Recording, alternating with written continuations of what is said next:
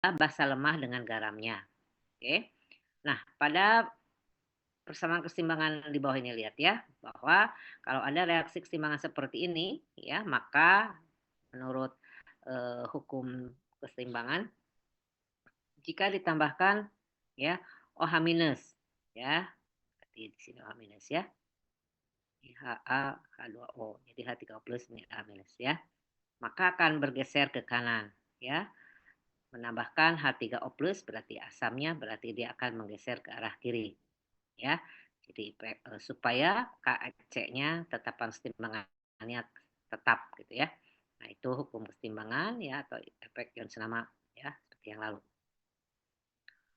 Kemudian pada suatu larutan buffer tidak tergantung pada jumlah absolut pasangan asam basa konjugasi, namun tergantung pada rasio keduanya.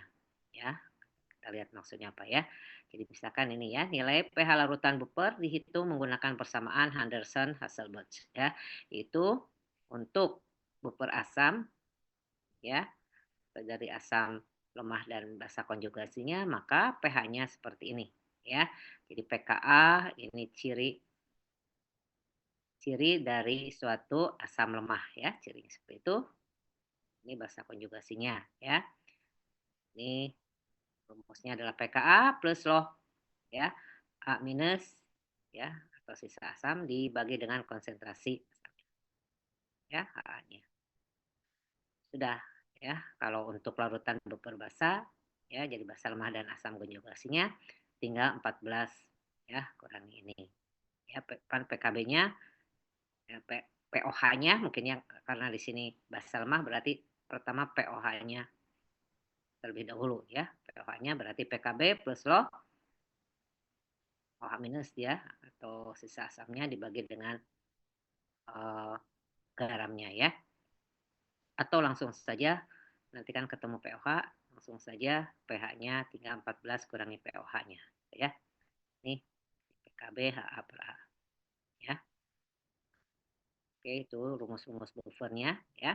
Nah, kita lihat sekarang ya. Contohnya ada sejumlah 100 mili larutan total asam klorida 1 molar ya. Oke, berarti 10 mili ya. Diambil sebanyak 10 mili dan ditambahkan ke dalam 100 mili beberapa larutan berikut ya. Jadi ada sejumlah asam kuat ya, 100 mili 1,0 molar. Oke. Kemudian diambil sebanyak 100 mili.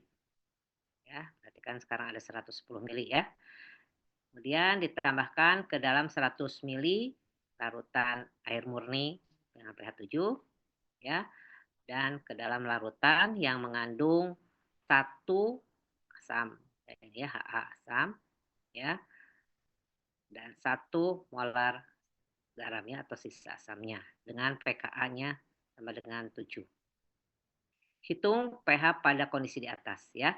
Hitung pada pH pada kalau ditambahkan keadaan air murni yang pH-nya 7. Ya, jadi di sini awal pH-nya 7. Kemudian kita tadi di sini ya eh, awalnya ada sekian HCl ya 100 mili 1 M. Oke, lihat yang pertama dulu ya. Jadi dimasukkan ke dalam air murni ya. Awalnya air murninya pH-nya 7 ya.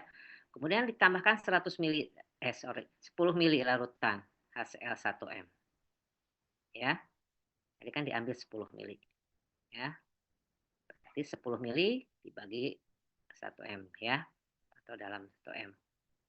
Berarti 0,1 ya. Dibagi dengan ini jumlah sekarang kan 100 mili dengan 10 tadi ya 110 mili. Berarti 0,091 H plusnya ya. Berarti pH-nya min loh dari sekian. Lihat pH-nya menjadi 1,04. Oke, bisa dilihat ya, perhatikan bahwa perubahan pH-nya sangat besar. Ya, dari 7 langsung menjadi 1. Oh, ya, ditambahkan padahal cuma ditambahkan jumlah asam 10 mili ya, 1 molar. Tuh ya, kalau pada air murni pH 7 Tapi sekarang kalau ditambahkannya atau, ini ke dalam suatu larutan buffer ya, penambahan 10 mili larutan HCl ke dalam sistem buffer, lihat ya.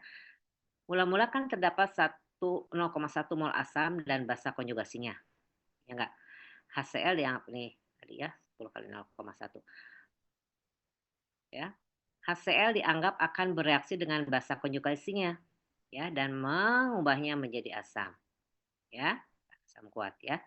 Nah, tetapi setelah penambahan sekarang akan terdapat 0,09 mol basa konjugasinya dan 0,11 mol asamnya ya. Sehingga tadi memakai rumus pH, pKa plus loh ya. Ini garamnya gitu ya atau sisa asam dibagi Ha-nya ya. Ini 7 pKa-nya ya. Tadi kan pKa-nya tadi 7 ya sudah diketahui. Loh, nih 0,09 tadi ya. Basa konjugasinya ya atau garam boleh ya. Ini asamnya ya.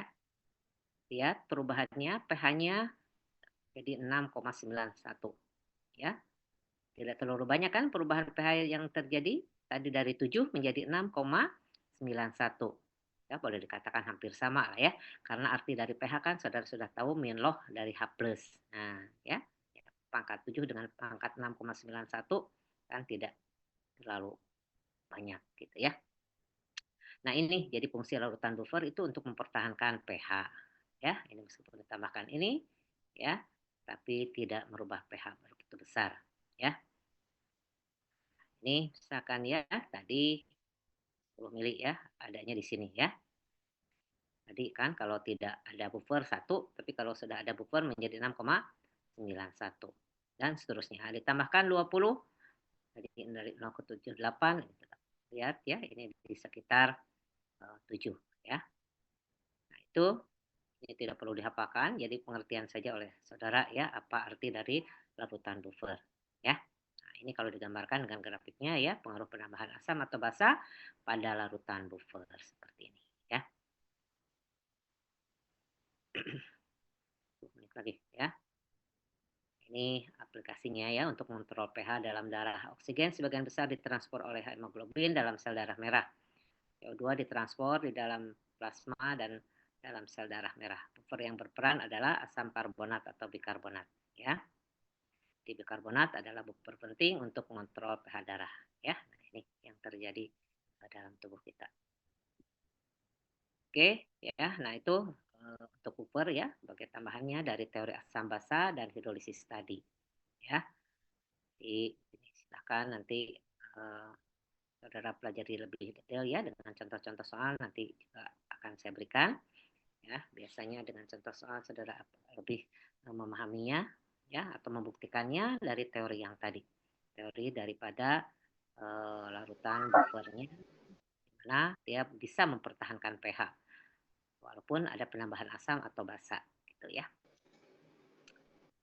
Baik itu ya karena saya harus ke materi yang pertemuan ketiga. Lihat sekarang untuk pertemuan ketiga dan 4 ya.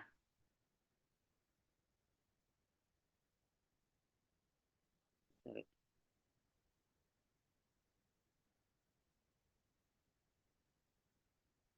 Gimana sih caranya ini? Udah kelihatan belum? Halo? Belum, Belum, Ibu. Bu. Belum ya, ini kan bentar. Saya tutup dulu deh yang tadi. Oh, gini kali.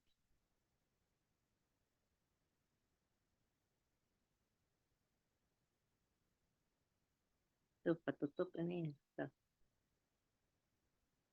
Oke, coba gini. Share.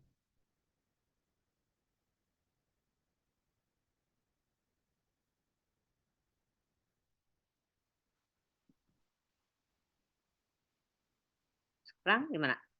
Ada? Halo? Ada, Ibu. Sudah, Bu. Sudah ada. Tentang apa? Apa judulnya? Kesetimbangan reaksi pengendali. keseimbangan reaksi pengendapan ya. Jadi reaksi keseimbangan yang menghasilkan endapan gitu ya. Nah, perhatikan berikut ya. Oke. Misalkan NaCl aqua ya, larutannya ya. AgNO3 juga larutan ya menjadi AgCl dan NaNO3. Nah, AgCl-nya berupa padatan ya. Ini yang disebut nanti terjadinya endapan ya. Ini Ibu maaf, sisanya ya nggak ini jalan. file PPT-nya masih di folder, Bu. Belum masuk PPT-nya. Oh, gimana tuh ya? Coba.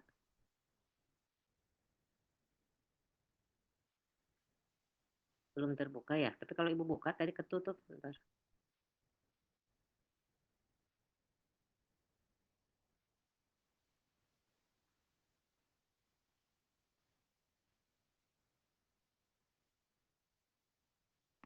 Sebentar. Oh, Ibu harusnya di ini.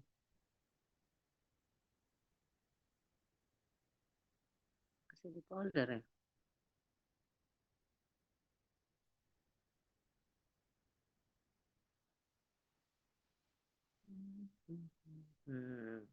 Dan ada nih sekarang.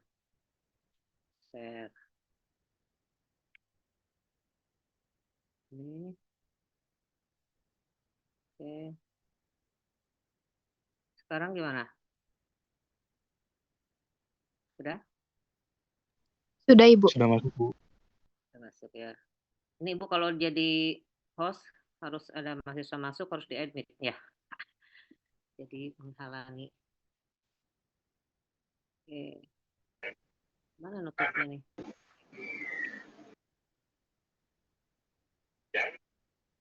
Ini jadi kehalangan sama yang ini. Mana ya caranya?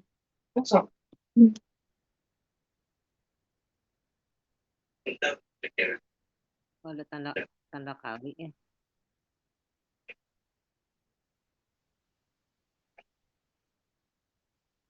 Tutup. Ini sih. Nah, oke.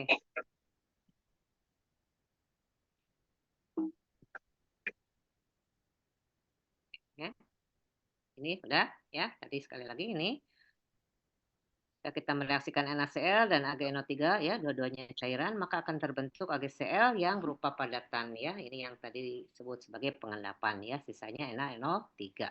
Jadi kalau buat reaksi ioniknya ya, jadi NaCl ini kan Na+, Cl-, ini Ag-nya Ag+, NO3- ya. Kita sadar ketahui nanti ini akan bergabung dengan 3 ya, Ag dengan Cl ya. Atau langsung saja Ag+, Cl- menjadi AgCl berupa padatan. Ya. Kemudian KCl dengan NaNO3. Yang terjadi adalah KNO3 dan NaCl. Nah, ini semuanya aqua ya. Jadi di sini tidak terjadi endapan ya. Ini secara ioniknya udah seperti tadi. Seperti ini, maka di sini tidak terjadi endapan. Nah, sekarang berarti pertanyaannya kapan terjadi endapan? Ya. Atau kapan itu tidak terjadi endapan, maka ada aturan kelarutan ya. Nah, ini terhafalkan atau biasanya kalau sering latihan kita akan tahu sendiri itu eh, kelompok kelompok daripada garam yang larut dan tidak larut ya. Sudah tahu teorinya ya atau tahu aturan ini ya, maka saudara nanti akan bisa meramalkan apakah terjadi endapan atau tidak ya. Untuk garam-garam alkali ini larut dalam air ya. Alkali berarti yang mengandung alkali ya. Oke. Kemudian garam-garam amonium juga larut dalam air ya. Artinya di sini tidak terjadi endapan ya, garam alkali. Ya, garam amonium. Ya. Kemudian garam-garam yang mengandung anion-anion ya, nitrat, klorat ya, biklorat, diklorat dan ini asetat ya. Itu juga larut dalam air. Kemudian seluruh klorida, bromida, yodida larut dalam air kecuali sebagai garam Ag-nya ya, seperti tadi AgCl, Pb, Hg ya. Ini akan terbentuk endapan ya. GBR misalkan ya. PbCl. Berarti 8 ya. Seluruh garam sulfat larut dalam air. Nah, kecuali dalam Pb ya. PbS4, SRS4, BRS4 gitu ya. Sedangkan untuk CaAg sedikit larut. Kemudian yang keenam, seluruh logam oksida tidak larut dalam air kecuali logam alkali CaSr dan Ba ya. Kemudian seluruh hidroksida tidak larut dalam air kecuali logam alkali BaSeCr ya. Tadi dan CaOH2 kali sedikit larut. Oke. Seluruh karbonat, fosfat, sulfida dan sulfit tidak larut dalam air kecuali amonium ya dan garam alkali yang sedikit larut. Nah, ini aturan kelarutannya ya. Jadi kita bisa meramalkan ya bahwa jika mereaksikan dua buah larutan ya akan terbentuk endapan ya. Nah, ini misalkan ya, garam manakah yang mengendap? Dilihat dari aturan-aturan tadi. Ya. Silakan. BaCl2. Silakan dihitungkan dulu ya. Boleh saudara tulis dulu, nanti saya perlihatkan lagi aturan tadi sehingga saudara nanti bisa menjawabnya. Ini untuk 1, 2, 3, 4, 5 untuk 10 orang nih ya. Siapa yang bisa menjawabnya? Tulis aja dulu garam-garam ini. Nanti saya bukakan aturan yang tadi. Ya, misalkan BaCl2 larut, kenapa alasannya ya? BaCl3 tidak larut, alasannya apa dan seterusnya. Pak, nanti yang bisa raise hand ya.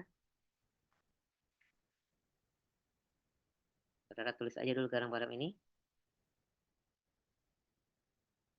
Kalau sudah, nanti saya buka slide yang sebelumnya.